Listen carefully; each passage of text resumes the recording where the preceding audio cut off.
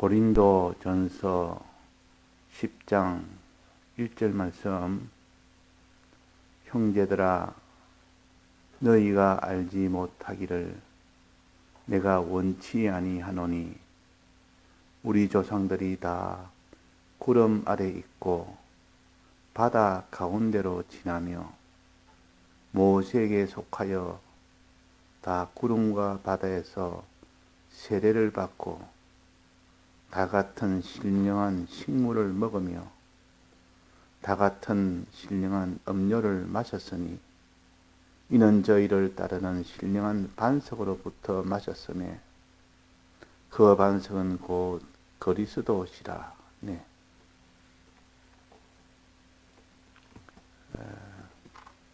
고린도 전서는 신약인데 구약에 있는 이스라엘 백성이 애굽을 나와서 광야를 지나 가나안 땅을 들어가는 이 일을 기록을 해서 그것이 어떠함을 요약해서 또 가르칩니다. 그래서 항상 우리는 이 신약 성도들이 구약에 있는 말씀을 가지고 늘 생각을 하는 것처럼 우리는 신구약 성경 말씀을 가지고 늘 생각해서 거기에 기준을 잡고 거기에 능력을 받아서 살아야 그 사람이 신앙으로 살 수가 있지. 우리가 신구약 성경을 우리는 떠나서는 살 수가 없습니다. 그래서 여기에 기록한 구름 아래 있고 바다 가운데로 지나며, 이거는 애굽을 나와서 가나안 땅에 들어가는 두 노정을 이렇게 간단하게 표시해 줬습니다. 바다 가운데로 지나며 애굽에서 나오는 것이요. 최종 마지막 완성이 되는 때가 바다요. 또 구름 아래 있고, 이 광야에서 이제는 구름의 인도를 받아간다, 그 말입니다. 광야 생활은 구름의 인도를 받아가는 것이 광야 생활이요.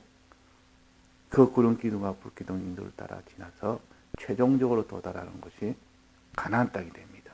우리 구원이 됩니다. 그러니까 애굽을 나오는 바다를 지나는 것, 또 광야를 지나는 것, 바다와 광야를 지남으로 인하여 가나안 땅이라는 젖과 꿀이 흐르는 그런 땅에 도달한다는 겁니다. 젖이란 말은 자기가 자랄 수 있는 곳이 가나안 땅이요. 양식을 먹어 자랄 수 있는 곳이 가나안 땅이요. 또 다른 사람도 젖을 먹여서 자랄 수 있도록 하는 것이 가나안 땅이요. 하늘나라는 것은 이렇게 우리가 영원토록 자라가는 곳이다. 그래서 젖이 흐르는 땅이라. 그래서 꿀이 흐르는 땅이라면 기쁘다, 그 말. 하늘나라는 기쁜 곳입니다. 생명의 역사는 기쁨의 역사요. 사람이 생명이 있다는 것은 먹고 마실 때 그 생명 아닙니까? 그 생명수라 생명떡이라는 것은 사람이 먹는 그 기쁨과 마시는 기쁨이 얼마나 큰지, 사람이 목말라서 이 사망에서 고통을 받아본 사람은 물보다 더 참 기쁜 일이 없고, 배고픈 사람에게 그 떡보다 더 기쁜 일이 없습니다. 그래서 이 물은 생명이다, 이 떡은 생명이다. 먹고 마시는 것이 육체를 가르치는 것이 아니라 우리가 육체를 기준으로 봐도 너무 중요하고 너무 그것이 기쁘고 좋은데 영원한 신령한 그 생명의 역사가 어떠하겠느냐, 그 말입니다. 이런 생명을 얻게 하는 것이 가나안 땅입니다.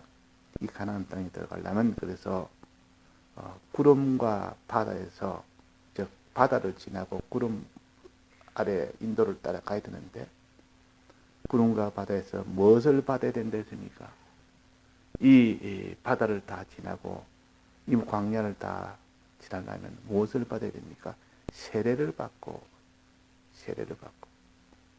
세례를 받지 않으면 바다를 못 지납니다. 또 세례를 받지 않으면 구름 아래 따라가지는 못합니다. 인도를 따라가지 못합니다. 세례라는 것은 무엇이라 했습니까? 죽고 사는 것입니다. 죽음이라는 그 과정이 앞에 있고 그 다음 과정은 살아나는 과정이에요. 이 살아나는 과정은 이전보다 훨씬 좋은 것으로 살아나는 겁니다. 부활이라는 것은 새 몸으로 나오는 겁니까? 훨씬 좋은 몸으로 더 좋은 부활을 받기 위하여 그랬습니다. 더 좋은 부활. 그래서 이 세례는 죽음을 통과함으로 인하여 더 좋은 생명을 얻는 것이요. 죽음을 통과함으로 인하여 이 땅보다 더 좋은 새하늘과 새 땅을 얻는 것이요. 그러니까 이 세례라는 말을 우리가 잘 알아서 구원을 얻기는 얻는데, 부활을 얻고 새하늘과 새 땅을 얻기는 얻는데 어떻게 얻느냐? 죽음을 통과해서 얻는다. 항상 이것을 생각해야 됩니다. 애벌레가 그 날개를 단 데는 반드시 녹아지는 그 과정이 있어서 녹아지고 거기서 자라서 이제 날개 달린 이 나비로 나오는 겁니다. 만약에 녹아지지 않으면 날개를 만들 수가 없습니다.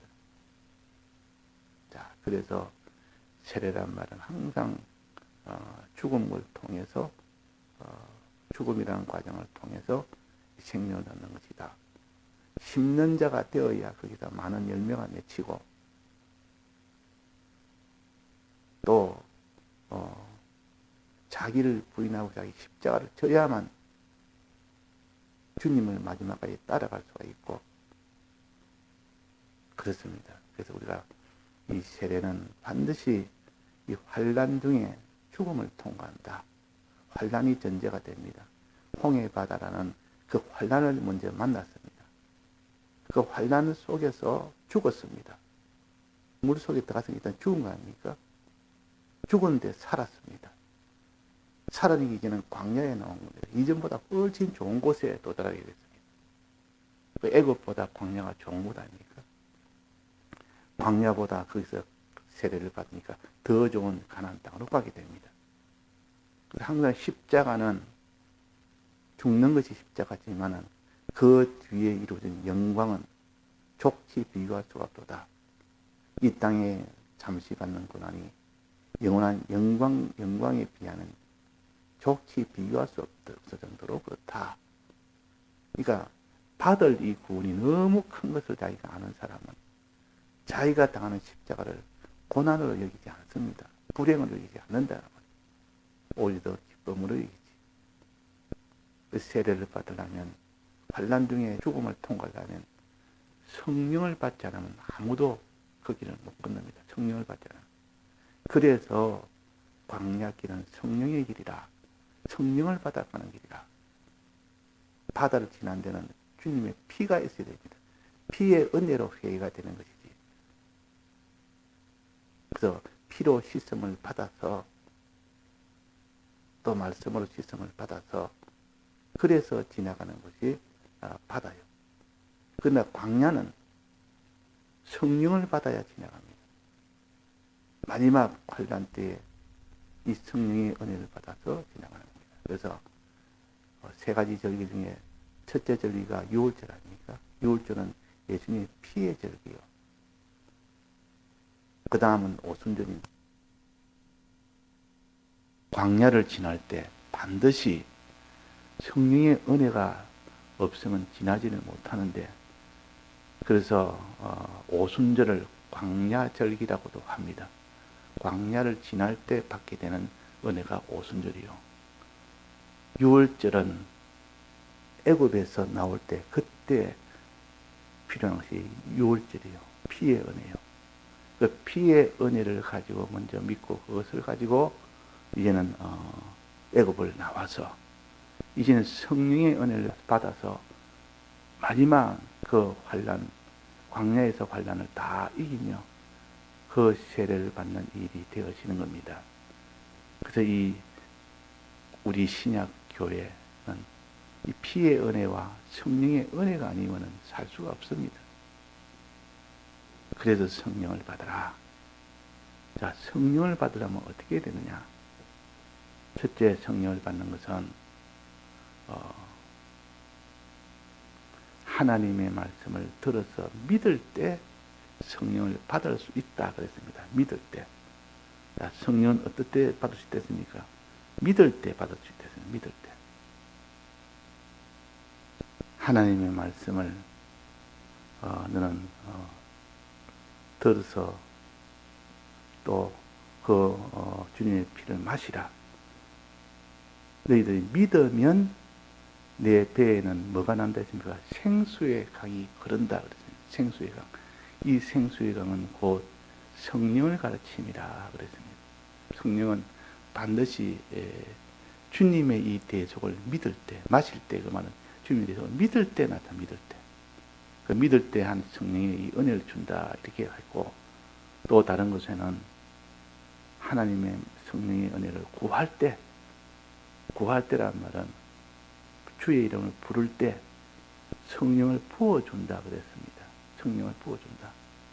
주의 이름을 부를 때, 말세의 주의 이름을 부를 때 내가 내게 성령을 부어주리라. 하나님의 신을 부어주리라. 요엘서는 하나님의 신을 부어주리라 그랬고, 이 사도행전 2장에는 하나님의 영을 부어주리라 그랬습니다. 말 때, 주의 이름으로 부르짖을 때, 그러니까 기도할 때, 그러니까 성령을 부어준다. 이 두 군데의 말인 겁니다. 그래서 첫째는 믿을 때 주님에 대해서 단지 말씀을 듣고 나는데 믿을 때 성령의 은혜가 올 수 있는 1차적인 조건이 완성이 됐고, 그 다음에는 간절히 이것을 구할 때 믿고 구하는 것이죠. 믿지 않은 이가 누가 부르리요 그랬습니다. 믿지 않은 이가. 그러니까 믿는 자만이 구할 수가 있습니다. 이거 믿을 때 구할 수 있는 기반이 만들어졌고, 이제 구하니까 이제는 성령을 부어주신다 했으니까 우리가 참 이 성령 받는 이 길을 우리에게 주신 겁니다. 오순절 날에도 하나님께 간절히 기도하니까 거기서 성령의 은혜가 오지 않았습니까? 이 성령은 무엇이냐? 하나님의 영이신데, 하나님의 신이신데, 하나님이 사람의 몸을 입고 오신 분이 예수님이시요, 하나님의 영으로 오신 분이 바로 성령님이십니다. 성령님도 인격을 가지신 내나 삼위 하나님이시요, 예수님도 내나 인격을 가지신 이 이위 하나님이시요, 사람의 몸을 입고 오셨습니다. 삼위란 말은 세 번째 하나님의 역사라. 첫 번째는 아버지 역사고, 두 번째는 예수님의 역사고, 세 번째는 성령의 역사입니다. 이 성령의 역사가 왔을 때 비로소 예수님의 이 대속을 참으로 믿게 되고 참으로 행하게 됩니다. 그러니까 주님의 대속을 돕는 은혜라. 보혜사란 말은 돕는 은혜라, 그 말입니다. 도와주는 은혜라. 예수님을 믿도록 도와주고, 알도록 도와주고, 행하도록 도와주는 그 은혜가 성령의 은혜라. 그 성령의 은혜 오면 무슨 능력만 생각하기 쉽습니다. 잘못하면 성령의 은혜가 오기를 원합니다. 이러면 인격의 이 하나님이 아니고 무슨 능력이 하나님, 능력으로만, 영능력 뭉티만 오는 걸로 이렇게 생각한다면 그 사람은 성령의 그 능력 역사만 보다 보니까 인격으로 만나지 못합니다. 항상 우리가 하나님과 주님과 대화하는 것도 인격의 그 성령이 와서 성령과 같이, 성령과 함께 대화를 하는 겁니다. 기도도 그런 겁니다. 예수님을 통해서 아버지를 만나고 또 거기에서 성령을 만나서 나와 지금 함께하고 있는 이 성령과 대화를 하는 것이고, 함께 하기 때문에 얼마나 그것이 참 기도하기 좋습니까? 이전에 조영기 목사님이 설교하신 걸 한번 들었는데, 거기 보면 조영기 목사님은 성령의 은혜의 역사를 굉장히 강조합니다. 하나님 능력으로 우리가 다 이 땅에도 복을 받고 영원한 복도 받고 다 받을 수 있다. 큰 능력의 역사를 우리가 만나야 된다. 이래가지고 그 능력의 역사를 보여주고, 이래가지고 많은 사람들이 믿는 역사가 일어났는데, 그래서 목사님 설교 중에 고백을 하기로, 나는 몇십 년 동안 성령의 은혜를 하나님 능력으로만 알았다. 내가 잘못 알았는데 항상 성령의 은혜를 달라, 내 말은 능력을 달라, 막 항상 그렇게만 여겼는데 그것이 잘못됐다. 이제 깨닫고 보니 그게 아니고, 성령의 은혜는 그분은 하나님이시오. 그분은 인격을 가진 하나님이시니까 그분이 인격을 가지신 그분을 만나서 대화하고, 그분을 만나서 구하고 그분에게 능력을 구할 뿐이지 능력이 성령이 아니다. 하나님 자체가 성령이다. 이렇게 그때부터 나는 인격의 요 성령을 만나기 시작했다. 그때부터 완전히 달라졌다. 내가 이 성령의 은혜를 구하는 자세가 달라졌고 벌써 그분의 인격의 그분의 사랑까지도 내가 알게 되고 능력만이 다가 아니고 그 성령께서 우리를 사랑하시는 그 사랑의 역사도 함께 깨닫게 되니까 그래서 우리는 항상 성령의 은혜는 인격을 가진 하나님이 그분과 우리가 대화를 하며 그분이 우리에게 능력을 주시는 겁니다. 환난을 이기는 능력을 주시는 겁니다. 그래서 기도할 때는 성령이 임재해서 기도하도록 해야 됩니다. 성령이 함께 하는 것을 생각하면서 기도해야 됩니다. 그분은 영이시기 때문에 성령은 하나님 영이시요. 뭐 형체가 없습니다. 형체가 없다고 없는 것이 아니라 그분은 함께 계시면서 눈이 안 보인다고 보지 못하는 것이 아니라 손이 안 보인다고 그분이 능력이 없는 것이 아니라 그 능력은 보이지 않는 손과 보이지 않는 눈과 보이지 않는 형체를 가지신 그분을 오셨기 때문에 내나 인격의 하나님을 우리가 상대하고 또 내나 그 사랑의 하나님을 상대하고 또 능력의 하나님을 상대하면 그분이 바로 성령님이시라. 이 성령님을 영접하는 방법은 뭐랬습니까? 믿는 것. 주님의 이 대속을 타고 오십니다.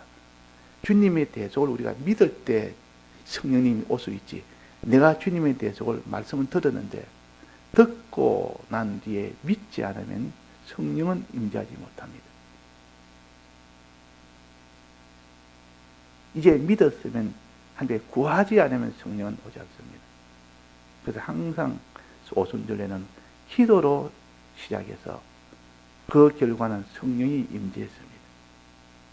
기도라는 것은 간절히 구하는 겁니다. 하나님 앞에 성령님 저에 오셔서 주님 가르쳐 주옵소서. 몰랐으니까 가르쳐 주시고 내가 믿지 못하니까 믿게 해주시고 내가 행치 못하니까 행케 해주시고 내가 이 다른 사람에도 복음을 전했는데 복음을 전하지 못하니 복음을 전하는 능력을 주옵소서.